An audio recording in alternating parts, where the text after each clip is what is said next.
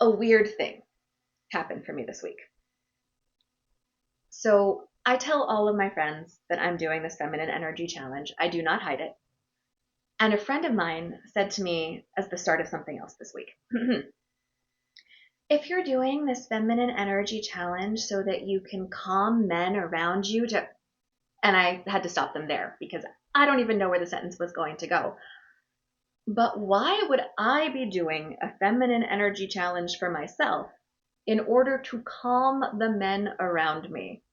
In my mind, this is like if someone said, oh, I see you're doing a handstand challenge so that you can help your roommate make better tacos. Like these things, what I am doing, my handstand challenge, has nothing to do with my roommate's tacos. What I am doing with my feminine energy has nothing to do with the men who may or may not be around me, or with the women who may or may not be around me. And I know there's an element of this, which is that my friend is not a hippie or a Taoist or interested in esoteric mysticism. So they don't know when I use feminine energy as a shorthand that what I mean is finding a balance between hustling and resting, a balance between doing and being, just energetic balance. The only thing they know is perhaps what I should have thought of before starting this challenge, that sometimes the internet says feminine energy and it means stuff. But I mean it in the hippie, Taoist, esoteric, mystic kind of way. And I assume that you, if you are doing this challenge with me, are here on the same page. And even if you're not, you're doing this challenge for you. But regardless of why you are here doing this challenge, exercise left to the reader, do not listen to other people when they tell you what this challenge is for. This challenge is for you. So if it is helping you to find balance, you to feel more feminine, you to do a handstand, you go right ahead and you take from this challenge what you want to take from it. And don't let other people say, obviously, you're doing it for someone else in any way other than at most the put on your oxygen mask before helping the child next to you kind of way. So that's all I really have to say about other people's opinions. Just know that they're wrong. This challenge is about you finding your feminine, your balance, not about you helping anyone else. And now that we've got that out of the way, let's get to this week's check-in. Yay! So this week, our challenge has been to not complain. That beginning part was not complaining. It was an anecdote. At least that's how I see it, which is the important part because it's my challenge for me. And I wonder how this part is going for you. How is not complaining going this week? I've done this before, and I know that I am doing particularly well this week. I think I'm down to maybe 1 or 2 complaints per day, which is honestly pretty good. So at least it's good for me. Maybe it's not good for you. Maybe you're at 0 a day and you're like flying through this challenge. Or maybe it's hard for you and you're at like 12 a day, and that's okay. You're aware, you're working on it, you're trying. So if you would like to share with me how things are going for you, you can leave me a comment or send me an email. Also, if you have any tips on how to not complain, because basically my entire tip for this week is just don't do it, which is extremely not helpful and is just a practice of not doing it. And I will take all of your tips, I will use them, I will try them, I will share them with the internet probably. And since now we have a whole bunch of time and space in this video because I have no tips and tricks, I thought I would quickly go into why I decided no complaining was a feminine energy thing that made it the challenge for week 3.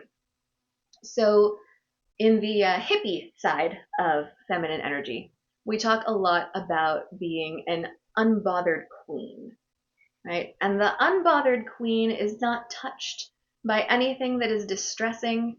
She doesn't worry about stuff.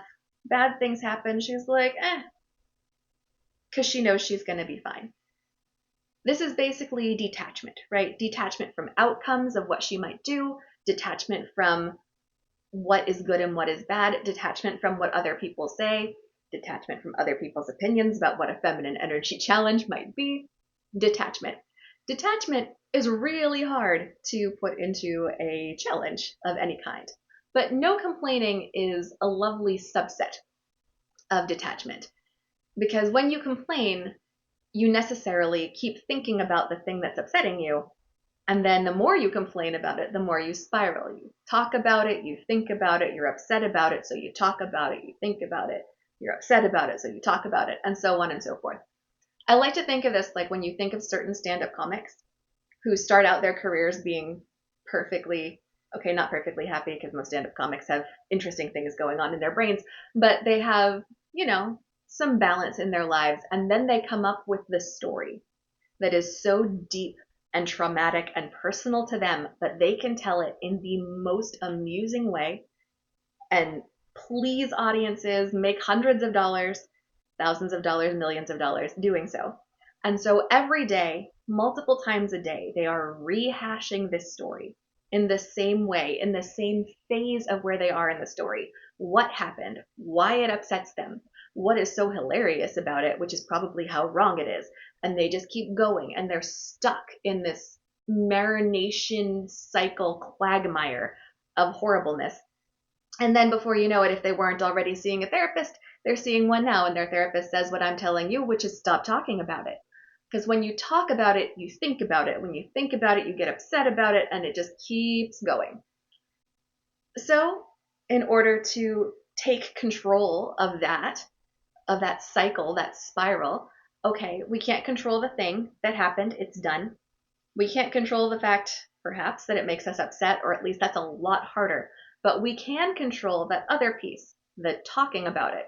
And the talking about it, which means the thinking about it, it's not that you'll never think about the thing that you would have complained about, especially if it's a particularly distressing thing like the stand-up comics often have. But when you're not talking about it, you're talking about something else. So instead of having every conversation you begin start with, oh my God, the traffic, when you first see someone, right? You start it with something else like, oh my goodness, so I'm doing this awesome challenge, right? And that gives you something completely different to talk about. And the traffic was still there, but it's not on your mind. You're thinking about how great this challenge is and how you should share it with all of your friends because they too could use a heavy dose of not complaining, talking slower.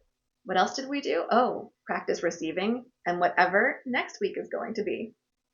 So there you go. That's why no complaining is part of unbothered queen energy, which is all kind of part of detachment, and to not listen to other people tell you anything about this challenge that doesn't sit right with you. And on Monday, I will give you the next part of our challenge. Of course, if you do share this with a friend, you can let them know that they can do all of these out of order. They don't stack, though I do obviously reference them every now and then. So yeah, I will tell you on Monday what's going on. Until then, let's get internal and amplify our feminine energy.